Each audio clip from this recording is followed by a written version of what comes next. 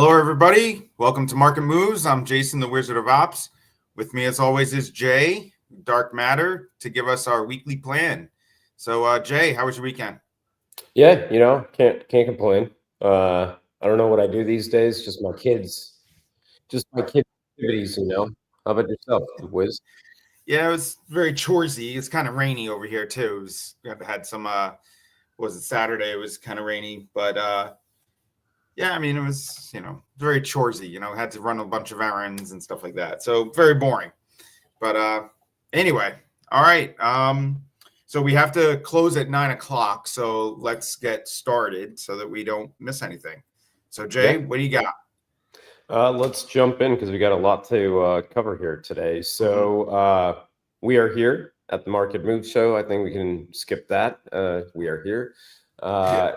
I'm just kidding. It's a Monday, everyone. All right, let's jump into it. So this week, today at 10 o'clock Eastern, we've got services PMI that will be coming out.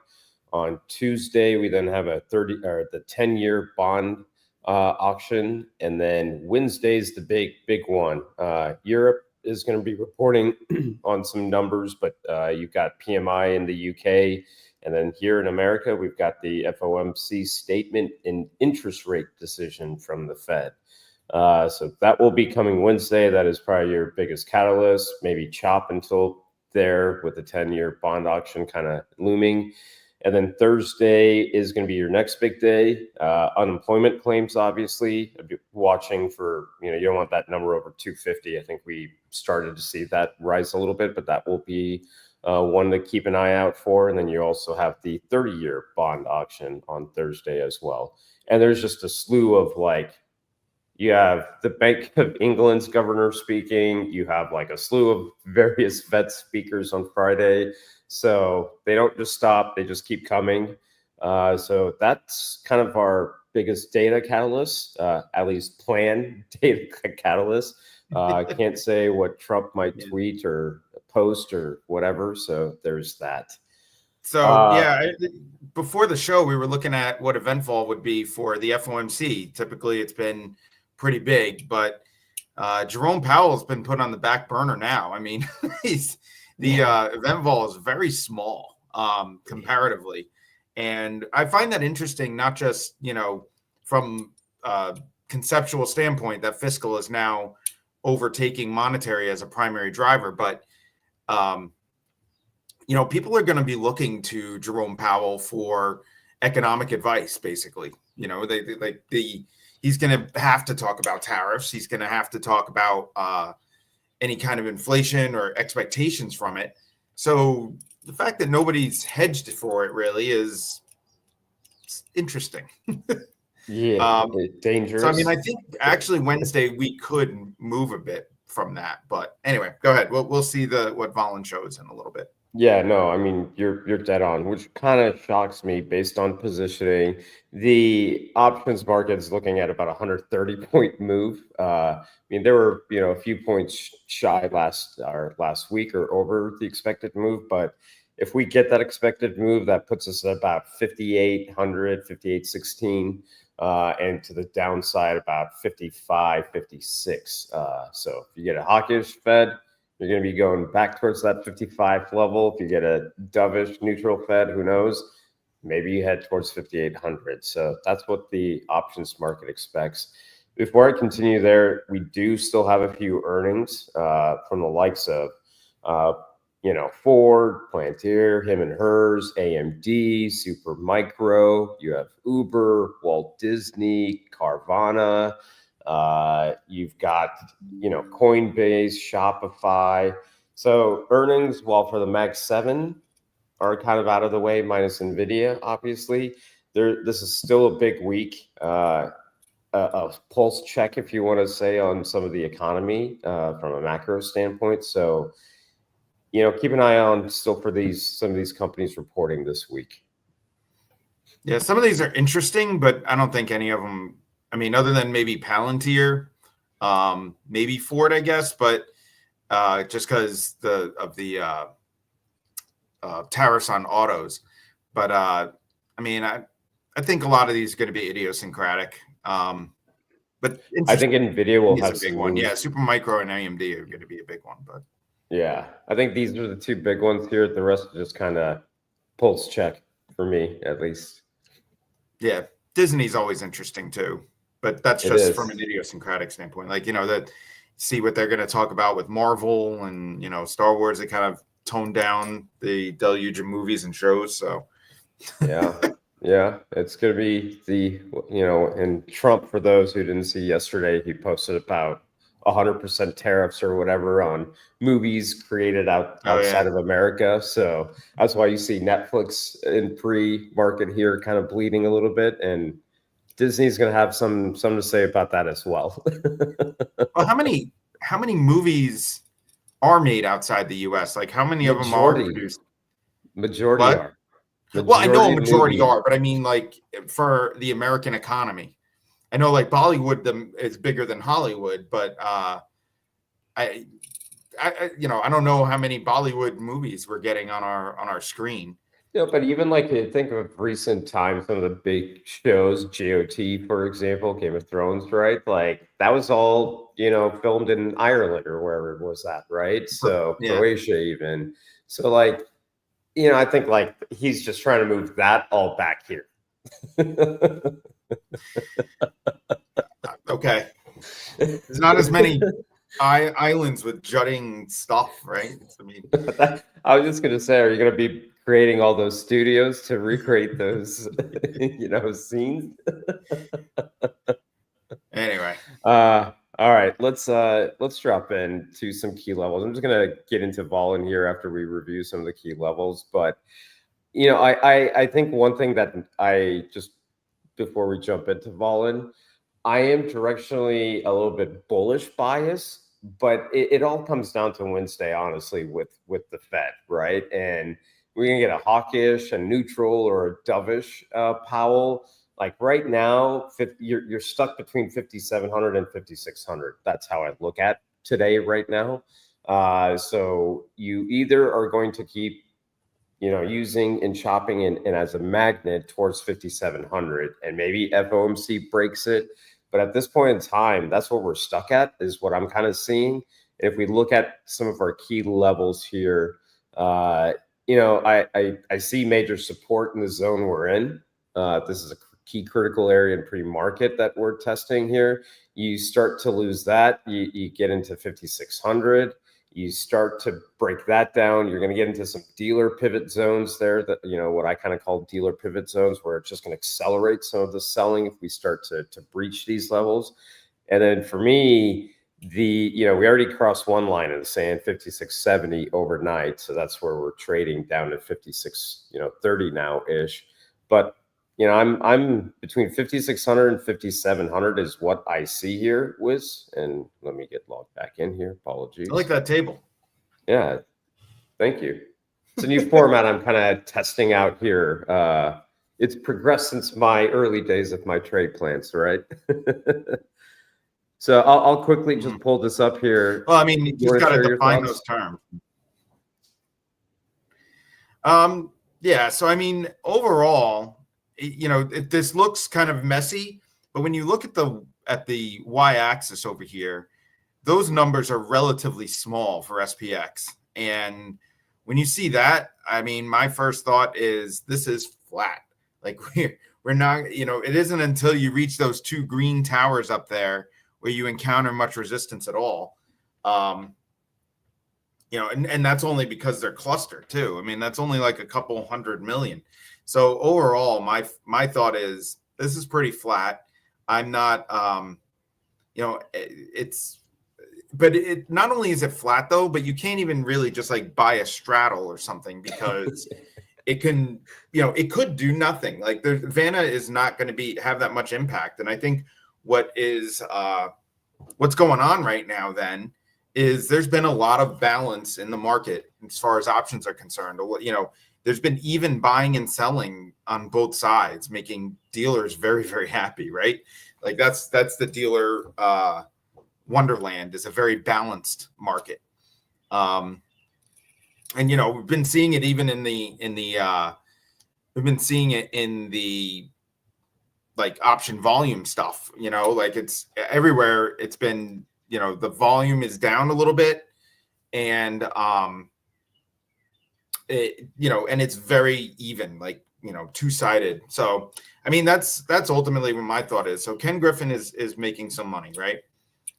Yeah, I mean the two-way action. I mean, look, if you trade along Keeps building on edge. Friday, yeah, there's no edge. Like the swing trading is a little bit harder right now. There's no clear swing trade idea, I would say, even in this market. I mean, last week we obviously broke 55.50, right? But again, that trade was to 5,700. And if you didn't, or to 56.50, and so if you didn't take that profit, you're now waking up in the morning, you're down what? Almost 50 points, right? So it's a tough one. You don't lock those profits in, go target to target. This whipsaw action is gruesome if you're an options trader, for sure. Yeah, unless you're a dealer, because if you're a dealer, you're just collecting edge. How do I become a dealer, right? That's the game here. Let's just become dealers, Wiz. You got that kind of bank, right? Yeah, I'll turn off the retail computer and turn on the dealer computer. That's right. Well, let's take a look at Gamma, if you don't mind. I'd love to kind of get your take here on Gamma, right? And as you kind of mentioned, it's not really setting us up for an event fall FOMC, but just from a Gamma standpoint, like, what are your thoughts here, Wiz? Just including again, that y-axis is very, very small. Yeah. For Gamma, I mean, it's kind of the same story. It's talking about the two-way action. It is positive notion. It is positive notional, like aggregate Gamma. Sorry, so that's good. But it's kind of positive. But we've also kind of gone past. You see, like the largest strikes are are below the price, and that's usually the biggest. That's can say that there's a downward swing coming. That being said, though, it's still small. Like that y-axis is still pretty small. Yeah. There's just not I mean, dealers are happy right now. They don't care which direction this market right now is going at these until some other levels. But yeah, I mean, I look at the all expiration here on Vanna as well. Let me go back to that for just a minute. I mean, you look at this, like even the largest put supports below spot here. Like this is not what you typically want to see, at least from a put support, in the SPX. Like you want this value to be north of 2 billion, 4 billion, especially on an all expiration. Whereas our resistances, I mean, look at these towers, right? You got 5,900 here, you have 6,100, and look at those values north of at least $1 billion or almost $1 billion, right? And I just don't see that. And that's why I said this last week, as we got to 5,700 or north of 5,650, you have to be cautious. Like you just have to be, because one bad post tweet, it's not going to take the market much to go this way. Yeah. Well, one thing I would say is do not go short Gamma. Like short Gamma is something to avoid at this point. But last week it was probably okay. And, but this week, do not go short Gamma. That's, whatever you do, lean to a side and definitely protect your downside. But a lot of these big towers are in later part of the year too. So, but I think that Wednesday, Jerome Powell can sound fiscal alarms. Apparently that he's not really talking much with Trump. So, that's where I would start to I'd start to be careful as far as downside comes is with Jerome Powell. Yeah, especially since nobody's hedged it.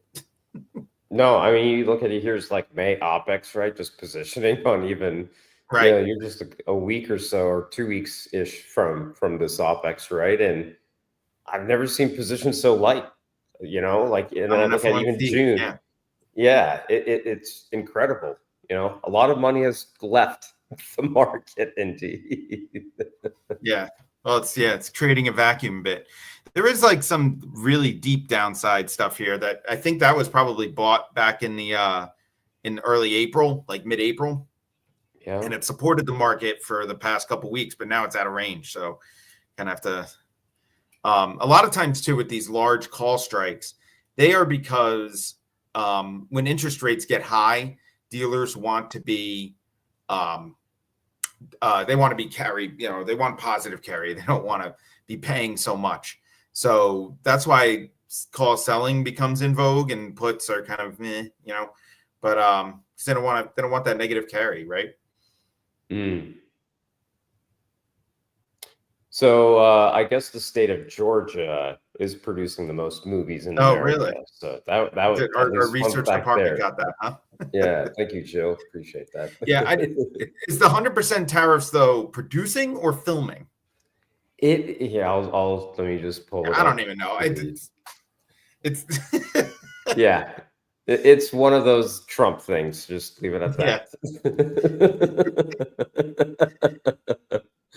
Yeah. Here, I'm reading his I gotta find his account. This is not the You're reading his Donald tweets. Trump. In the Discord room that we had before, we were talking about what a Trump memorial would look like because we're in DC, and put it next to Lincoln, where you have the Gettysburg Address and his second inauguration, talking about freedom and uniting the country and that kind of stuff. And then we'll have Trump with like Kofefe, and they're eating the cats and they're eating the dogs, and That's right. his quotes.